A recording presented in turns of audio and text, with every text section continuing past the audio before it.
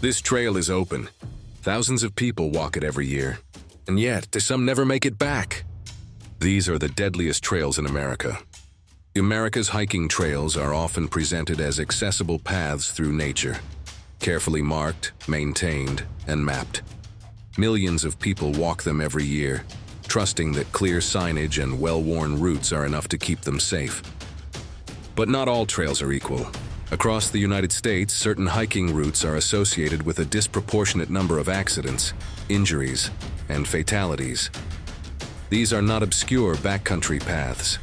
Many are popular, well-known trails visited by thousands of hikers annually.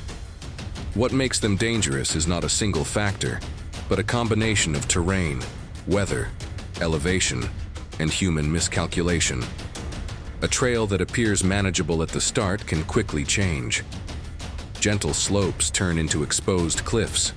Dry ground becomes slick stone. Clear skies shift into fog or storms. Unlike urban environments, nature offers no margins for error. There are no guardrails in many places, no immediate medical assistance, no quick way out.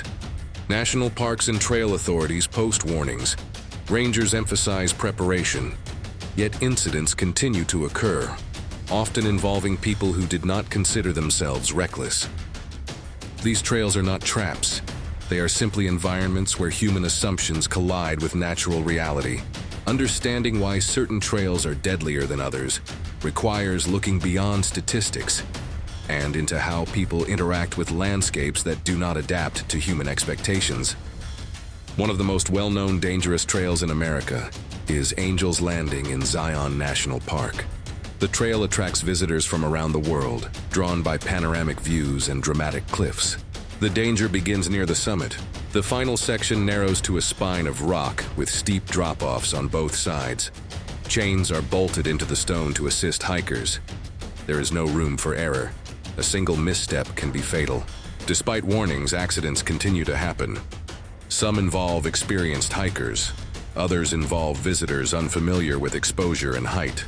Weather plays a significant role. Rain, snow, or ice can turn solid rock into a slipping hazard.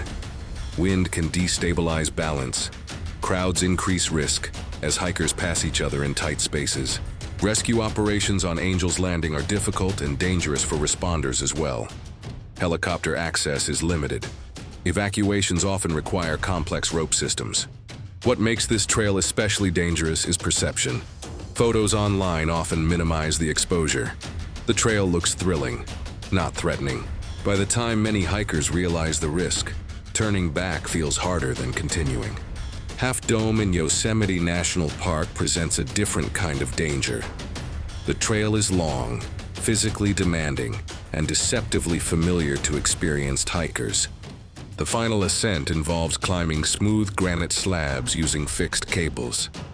In dry conditions, the route is manageable for prepared hikers. In wet conditions, it becomes lethal. Several fatalities have occurred when sudden storms turned the granite surface into a slick incline. Once committed, retreat becomes difficult. What makes Half Dome particularly dangerous is timing. Weather can change rapidly. Afternoon storms are common. Hikers who start too late may find themselves exposed high above the valley floor. Exhaustion compounds risk. After miles of ascent, judgment deteriorates. Reaction times slow. Small mistakes become critical. Many incidents occur not because of ignorance, but because of confidence. Angel's Landing and Half Dome are, in fact, not alone when it comes to potential dangers present in the great outdoors. Trails such as Bright Angel Trail in the Grand Canyon, Mount Washington's summit routes, and sections of the Pacific Crest Trail have witnessed numerous serious incidents in the past. These incidents have not been limited to just one or two. In fact, they have been a consistent reminder of the potential dangers associated with hiking in these types of environments. The Grand Canyon is no exception, as heat can be a primary threat to hikers as they descend. Temperatures can rapidly rise and reach dangerous levels, often catching hikers completely off guard. Dehydration and heat exhaustion are responsible for countless lives lost every year on such trails. Mount Washington's notoriety for sudden weather changes is well deserved. Winds can reach hurricane strength levels. and exceed expected temperatures. In rare instances, the entire summit can become covered in a few hours of rapidly falling temperatures that can quickly turn a pleasant hike into a dangerous situation. Visibility can rapidly vanish within minutes from such conditions. These types of environments are not inherently safe, and trails are not marked simply because they are placed in an environment with potential hazards. Safety measures must be taken not only by hikers, but also by organizations responsible for managing and maintaining these trails.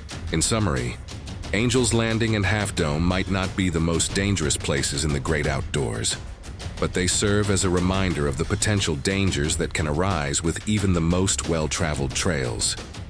The deadliest trails in America are not inherently dangerous due to poor design. Instead, they are dangerous because they are often found in environments that lack the ability to adjust to human presence and activity.